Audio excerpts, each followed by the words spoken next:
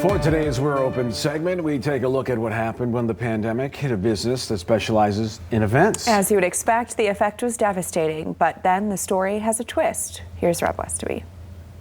For Alpine Events, business just took off when the owners decided to concentrate on providing the infrastructure for events. They were so successful, their business grew by several times over just a few years. They could even handle events where thousands of people attended. What happens to a company like that when events are shut down?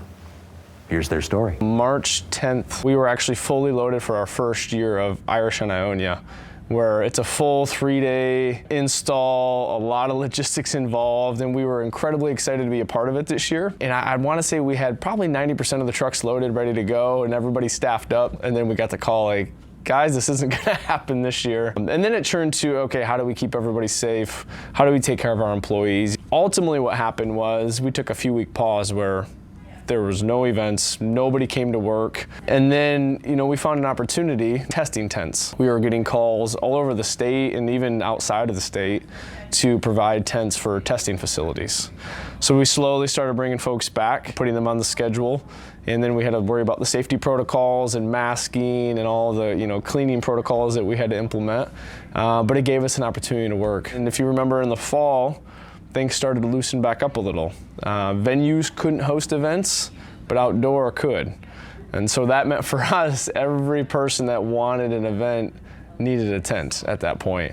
And so our phones were slammed. And so we're going from everybody being home or working remote to hiring additional sales staff, hiring additional delivery staff, and we had a really, really busy third quarter. Our whole team, we didn't lose one person.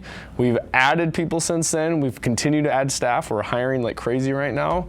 If I had to look back a year ago and say, where would we be? I would not have expected we'd be here right now. But we're very thankful that we are. Alpine Events has a complete inventory of what they can provide on their website, alpineevents.com, whether you need a few chairs or to mount a festival.